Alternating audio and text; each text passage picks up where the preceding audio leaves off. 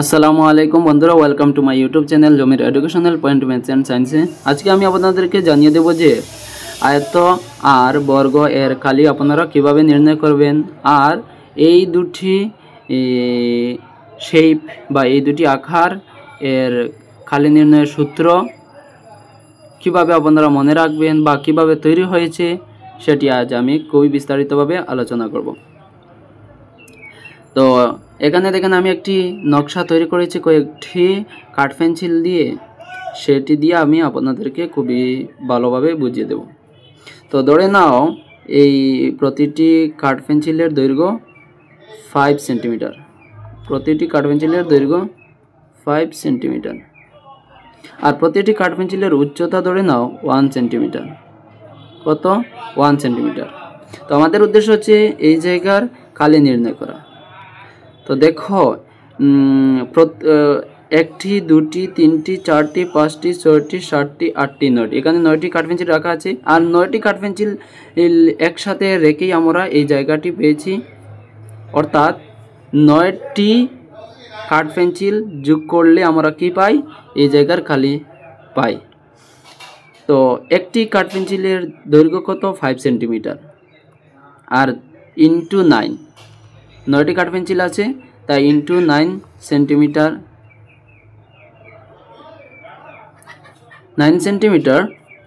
তো 5 into 9 45, 5 into 9 45, 45 centimetre into centimetre, centimetre square. তো আমরা কি পেয়ে গেলাম? এইখানে যে জায়গা আছে সেই জায়গার কালি পেয়ে গেলাম। তো তোমরা দেখছো আমি এত সহজে, এত বিস্তারিতভাবে আমি আপনাদেরকে কালি নির্ণয় করার সহজ টেকনিক দেখিয়ে দিয়েছি। এখন আমি যদি একটি আয়তক্ষেত্র বা একটি বর্গ এর কালি নির্ণয় করি, তো একইভাবে আমরা এখানে দেখেছি যে কয়টি কাঠ পেন্সিল আছে, তাই না? এখানে দেখেন 9টি কাঠ পেন্সিল আছে, অর্থাৎ একটির মাপ কত রেখেছিলাম? 1 সেন্টিমিটার। তো 2টি হলে 2 সেন্টিমিটার, 3টি হলে 3 সেন্টিমিটার, 4টি হলে 4, এইভাবে 9টি 9 সেন্টিমিটার, অর্থাৎ 5 ইন্টু 9 করছি, 5 into 9 45 centimetre into centimetre, centimetre square.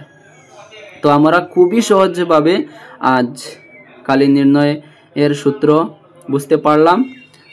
যদি তোমাদের কোনো অসুবিধা থাকে তাহলে আমাকে কমেন্ট করবে, আর যদি খুবই ভালোভাবে বুঝতে পারো তাহলে একটি লাইক আর কমেন্ট করে জানিয়ে দিও যে কোনো অসুবিধা হয়েছে কি না। আর আমি আরেকটি চিত্র দিয়েছি, এখানে দেখেছেন যে আয়ত্ত, যাকে আমরা আয়ত বলি, সেখানে আমি খুবই ভালোভাবে এই নকশা দিয়ে বুঝিয়ে দিয়েছি। এখানে যদি ধরে নাও এই বাহুর দৈর্ঘ্য 8 সেন্টিমিটার, 8 সেন্টিমিটার, আর এই বাহুর দৈর্ঘ্য ধরে নাও 5 সেন্টিমিটার। তো আমরা ইজিলি কি করতে পারবো? বের করতে পারবো এই জায়গার কালি 8 into 5, 8 into 5 centimetre into centimetre, অর্থাৎ centimetre square. 8 into 5 40 centimetre square. তো এইভাবে আপনারা বর্গ এর কালি নির্ণয় করতে পারবে। আমি নতুন একটি পেজে গিয়ে আমি বর্গ এর কালি নির্ণয় করছি। আমি একটি বর্গ এখানে লিখছি, ধরে নাও এটি একটি বর্গ। তো বর্গ এর বৈশিষ্ট্য হচ্ছে তার প্রতিটি বাহু একই মাপের থাকবে। এই বাহুটি যদি এই বাহুটি ধরে নিই 5 সেন্টিমিটার, তাহলে কি হবে? যেহেতু আমরা বর্গ বলছি তাই এই বাহুটি হবে 5 সেন্টিমিটার। এইভাবে প্রতিটি হবে 5 সেন্টিমিটার, এইভাবে প্রতিটি কি হবে? 5 সেন্টিমিটার হবে, 5 সেন্টিমিটার। তো আমরা এই দৈর্ঘ্যটা ধরবো 5, এই দৈর্ঘ্য, এই উচ্চতাটা ধরবো 5, আর centimetre into centimetre, centimetre square.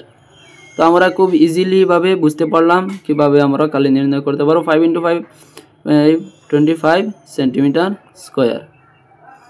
তো যেহেতু বা এটি থেকে আমরা সূত্র বানিয়ে নিতে পারি যে বর্গ এর কালি নির্ণয়ের সূত্র হতে পারে এইটা যদি আমরা দৈর্ঘ্য ধরি আর এইটা যদি প্রস্থ ধরি তাহলে দৈর্ঘ্য ইন্টু প্রস্থ।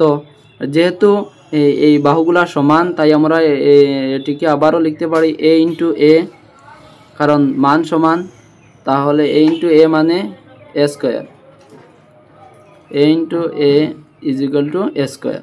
তো বর্গ এর কালি নির্ণয়ের সূত্র এ স্কোয়ার। আর আয়তক্ষেত্র আমি আগে যে বুঝিয়ে দিয়েছিলাম আয়তক্ষেত্র 5 ইন্টু 9, তো তোমরা বলতে পারো দৈর্ঘ্য ইন্টু প্রস্থ। ও এইভাবে বুঝিয়ে নিজেই কি করতে পারো, সূত্র বানিয়ে দিতে পারো, দৈর্ঘ্য ইন্টু প্রস্থ, দৈর্ঘ্য ইন্টু প্রস্থ। তো আজ আমার এখানেই ভিডিওটি সমাপ্ত করছি। আপনারা যদি না বুঝতে পারেন বা কোনো অসুবিধা হয় তাহলে আমাকে কমেন্টে জানাতে পারেন। আল্লাহ হাফিজ, দেখা হবে পরের ভিডিওতে। আসসালামু আলাইকুম ওয়া রাহমাতুল্লাহি ওয়া বারাকাতুহু।